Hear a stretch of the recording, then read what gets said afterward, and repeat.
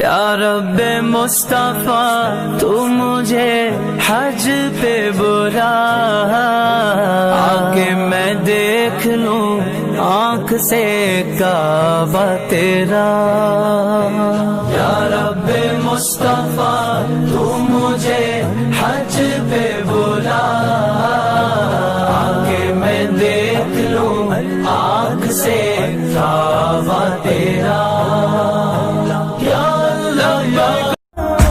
امتیں اور بھی ہیں ان میں گناہگار بھی ہیں، عجز والے بھی ہیں مست میں پندار بھی ہیں، ان میں کاہل بھی ہیں غافل بھی ہیں ہوشیار بھی ہیں، سینکڑوں ہیں جو تیرے نام سے بیزار بھی ہیں۔ رحمتیں ہیں تیری اغیار کے گاشانوں پر، برق گرتی ہے تو بیچارے مسلمانوں پر۔ چھوڑ فکر دنیا کی، چل مدینے چلتے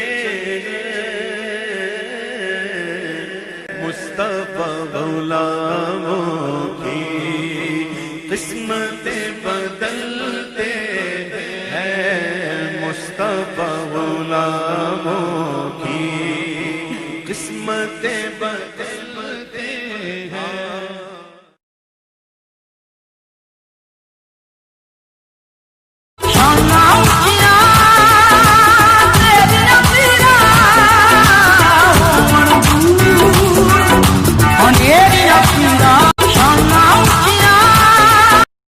Likey.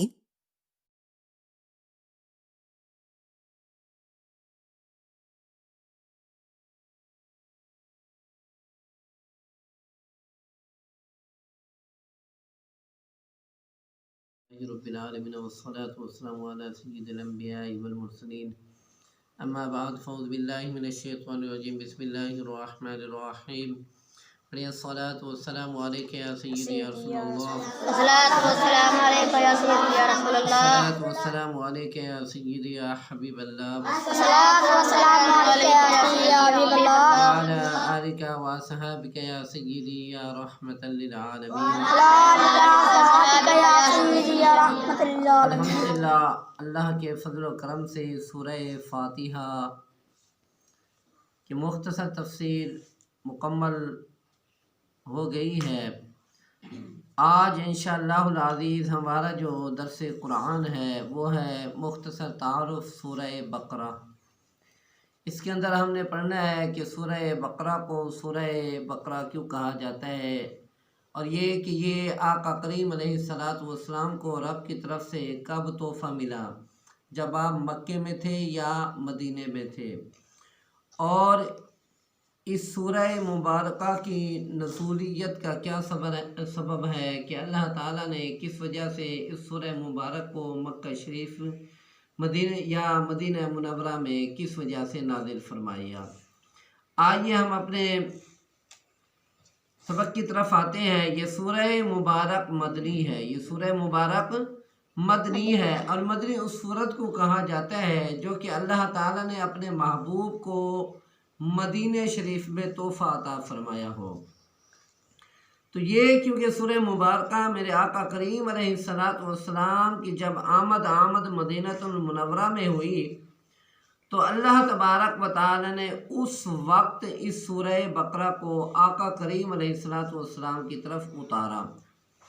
اس سورہ مکرم کے 40 رکوع اور 286 آیتیں، 40 رکوع اور 286 آیتیں ہیں، اور اس سورت کے الفاظ کی تعداد جو مفسرین نے بیان فرمائی ہے وہ 6031 ہے، اور اس سورہ مبارکہ کی جو حروف کی تعداد بتائی جاتی ہے وہ ہے 32,000۔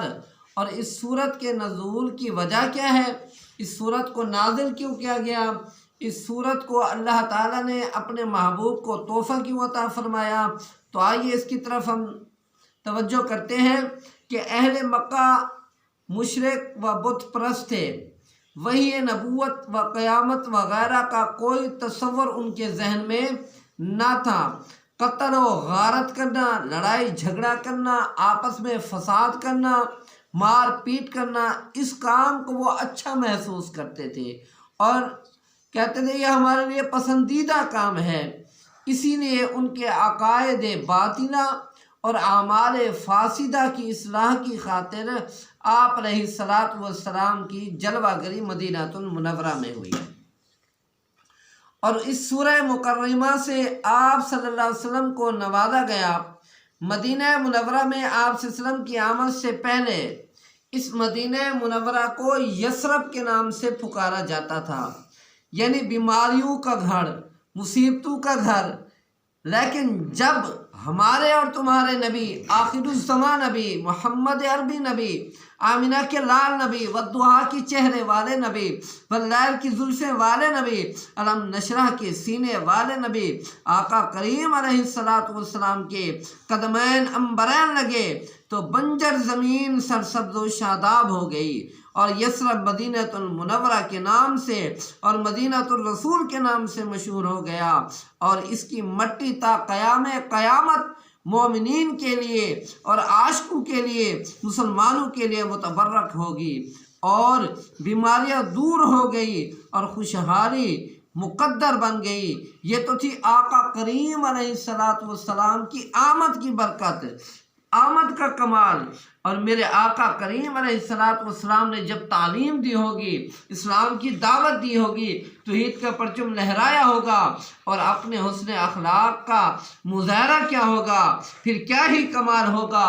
کون سا حسن اخلاق جس کے بارے میں حضرت عائشہ صدیقہ عتیقہ رضی اللہ تعالی عنہا فرماتی ہیں کہ میرے پاس ایک آقا کریم علیہ السلام کے غلام آئے، آگے پوچھا مجھے آقا کریم علیہ السلام کی سیرت کے بارے میں بتاؤ، آپ کی صورت کے بارے میں بتاؤ، آپ کے حسن اخلاق کے بارے میں بتاؤ۔ تو آپ فرماتی ہیں کہ میں نے یہ جواب دیا کہ سارا قرآن میرے محبوب کا رنگ بیان ہے، الحمد سے لے کے والناس تک جتنا بھی قرآن ہے یہ تمام کا تمام میرے آقا کریم علیہ السلام کا حسن اخلاق ہے، میرے آقا کریم علیہ السلام کی شان ہے۔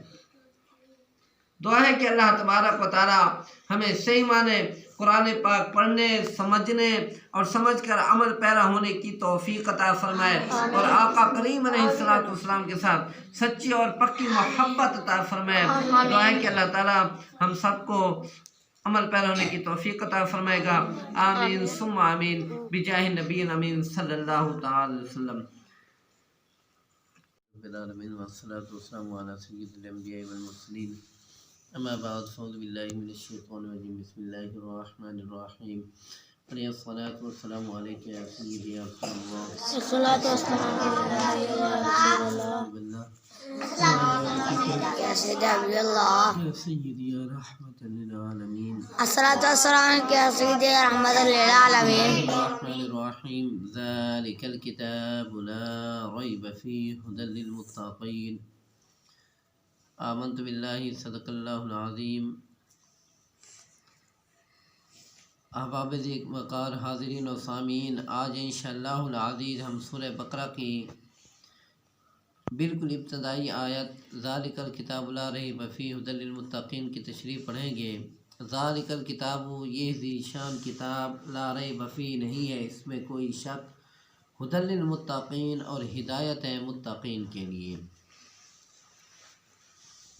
ذالکہ موصوف ہے اور الکتاب اس کی صفت ہے، اور اس کے بعد کا جو کلام ہے وہ خبر ہے، اور بعض علماء فرماتے ہیں کہ ھذا کا جو لفظ ہے یہ مضمر ہے، پھر ترجمہ اس طرح ہوگا کہ یہ جو کتاب آپ صلی اللہ علیہ وسلم پر وحی کیا گیا ہے یہ وہ ذیشان کتاب ہے جس کے نازل کرنے کا ہم نے تورات اور انجیل میں وعدہ کیا ہے۔ آپ صلی اللہ علیہ وسلم آگے فرمایا کہ آپ صلی اللہ علیہ وسلم اور قرآن پاک کی شان کو بلند کرنے کے لیے کہ یہ وہ ذیشان کتاب ہے جس کا ہم نے آپ صلی اللہ علیہ وسلم سے اس سے پہلے قول انا سنلقی قولا ثقیلا، اور یہ ذالک الکتاب جملہ ہے جس کا مطلب یہ ہے کہ یہ وہ کتاب ہے جو انتہائی کمال سے متصف ہے، یعنی کلام مجید، فرقان حمید، قرآن پاک بھی بے مثل و بے مثال اور با کمال ہے اور لا ریب ہے، اور جس ہستی پہ یہ کلام مجید نازل ہوا، اتارا گیا، وہ بھی بے مثل و بے مثال اور با کمال ہے، اور ان کے اندر بھی کوئی عیب نہیں ہے، حتیٰ کہ لا ریب فی، اس میں شک نہیں ہے۔ اسی طرح متقین کے لیے ہدایت کا جب پیغام دیا تو رب نے فرمایا ھدی للمتقین، ہدایت ہے متقین کے لیے۔ اب دیکھنا یہ ہے، یہ قرآن پاک متقین کے لیے ہدایت ہے، تو متقین کون لوگ ہیں؟ جو قرآن پاک پر صحیح معنی عمل کرتے ہیں، قرآن پاک کی آیت پر عمل کرتے ہیں، رب کے احکامات پر عمل کرتے ہیں، میرے نبی کریم علیہ السلام کے فرمودات پر عمل کرتے ہیں، اور فرمان خدا و فرمان نبی کو اپنی زندگی کا شعار بنا لیتے ہیں، جو کہ گناہ کبیرہ تو دور کی بات، گناہ صغیرہ سے بھی خوف کرتے ہیں۔ جو لوگ اپنے آپ کو خوف والی چیز سے بچاتے ہیں، اور بزرگان دین نے فرمایا تقویٰ یہ ہے کہ تیرا خدا تجھے وہاں نہ پائے جہاں اس سے منع فرمایا۔ یہ ہے تقویٰ کی تعریف، اور اس کا اجر کیا ملے گا؟ اب جو بندہ نماز پڑھے گا، روزے رکھے گا، زکوٰۃ دے گا، صدقات و خیرات کرے گا، قرآن پاک کے احکامات پر عمل کرے گا، آقا کریم علیہ السلام کی فرمودات پر عمل کرے گا، اب اس کو صلہ کیا ملے گا؟ اجر کیا ملے گا؟ اس کا فائدہ اس کو کیا ہوگا؟ بینیفٹ کیا ہو گیا؟ تو اس کا مطلب یہ ہے کہ اس کا اجر یہ ہے کہ جب بھی وصال ہوگا دیدار خدا میں ہوگا، اور حالت اسلام میں اس کا وصال ہوگا۔ دعا ہے کہ اللہ تبارک و تعالی ہم سب کو زندگی عزت و شان والی دے اور موت ایمان والی دے۔ اللہ تعالی آج کا یہ درس مبارک اپنی بارگاہ میں قبول و منظور فرمائے، اور ہمیں صحیح معنی قرآن پاک پڑھ کر سمجھ کر عمل پیرا ہونے کی توفیق عطا فرمائے۔ آمین ثم آمین بجاہ نبی الامین صلی اللہ تعالی وسلم۔